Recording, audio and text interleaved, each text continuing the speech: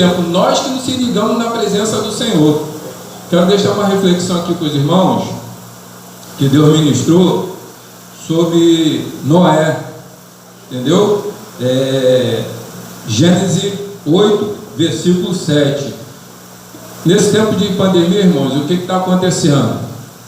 A coisa é muito séria. Então nós devemos ficar na arca. Por quê? Que Deus falou comigo essa semana que sobre a Covid, tem muitos que estão com medo, estão vendo notícias, estão ficando tudo atribulado, né? Foi ministrado que o pastor falou aqui sobre o cego de Jericó. Mas se a gente olharmos profundamente sobre o cego de Jericó, Deus me deu o entendimento do seguinte: tem muitos cristãos dentro da igreja que já estão mortos espiritualmente.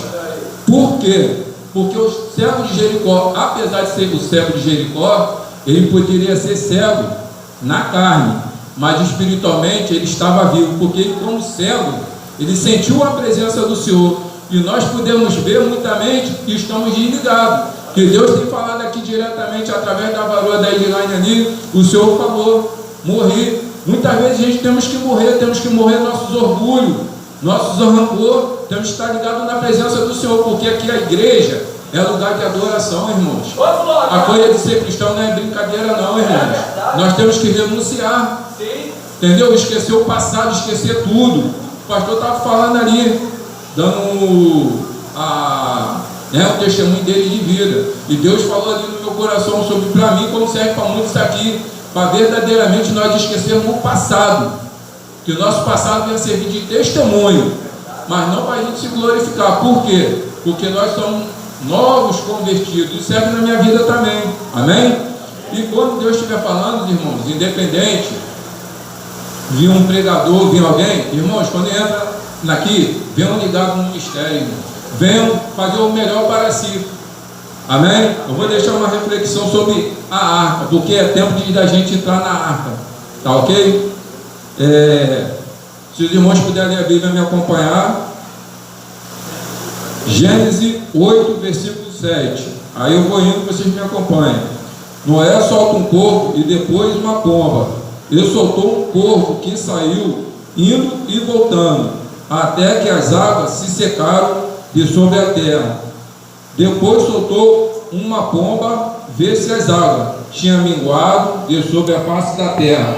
A pomba, porém, não achou repouso para a planta do seu pé, e voltou ele para a sua arca, porque as águas estavam sobre a face de toda a terra. Ele estendeu a sua mão e tomou e meteu consigo na arca, e esperou ainda outros 7 dias e tomou a enviar a pomba. Aí está toda hora falando na pomba, reparem, irmãos. E a pomba voltou, e eles sob a tarde, e eles arrancaram uma folha de oliveira sobre a pomba. Se os irmãos depois eu vou explicar. No seu bico conheceu Noé, que as águas tinham minguado sobre a terra. Até o versículo 12, irmãos. Então esperou ainda outros 7 dias, e enviou fora a pomba, mas não tomou mais para ele. O que eu quero dizer para os irmãos, pela misericórdia? Irmãos, é tempo, quem é cristão verdadeiro, de estar na arca. Tem muitos cristãos desligados e está fora da arca, irmão. Isso serve para mim também, como para todos. Por quê, irmão? Naquele grande dia, Noé, quanto tempo passou avisando para muita gente, as pessoas zombando de Noé, falando que a vinda de Jesus não ia acontecer, falando que Deus, no caso é de que Deus ia fazer o dilúvio, os irmãos estavam brincando. Então, irmão, vamos parar com esse negócio, irmãos, de um querer ser cristão melhor que o outro, irmãos. Vamos jogar por terra, irmão, todo espírito de contenda, irmão.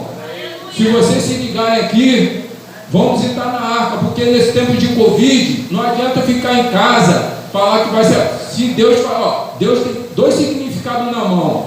Quando ele faz assim, é permissão. Mas quando o Senhor faz assim, irmãos, não queira que é o peso da mão do Senhor sobre a vida de muitos. Por enquanto, esse tempo de Covid, ele está só permitindo, irmão. Mas está para acontecer muito mais coisas, que Lucas fala que ainda não é o fim. Então, o que eu quero dizer para os irmãos, nesse tempo que aconteceu sobre a pomba e o corvo, o que acontece? Se a gente olhar, o corvo está significando aqui, que muitas pessoas pensam o corvo como, né, simbologia de muita coisa. Mas se vocês olharem o corvo, foi que alimentou quem? Elias na caverna, né? A pomba foi que Noé usou. A pomba foi que representou o Espírito Santo. Então o que eu quero dizer para os irmãos é o seguinte: pomba e corvo, o que significa pomba? É o Espírito Santo em nossa vida, dentro da arca, irmãos. O que significa o corvo? Significa quem estiver na posição com Deus, Deus não vai deixar faltar nada para ninguém. Então que os irmãos possam meditar nessa palavra e refletir. Amém? Aleluia. E obrigado pelo pastor, pela liderança, pela oportunidade. 16. Temeram, pois, estes homens ao Senhor com grande temor, e ofereceram sacrifícios ao Senhor e fizeram votos. Irmãos, quero deixar uma mensagem, porque o texto aqui é grande, eu ia especificar, mas preferi assim. Então eu quero deixar uma mensagem de reflexão para os irmãos, que foi assim na minha vida.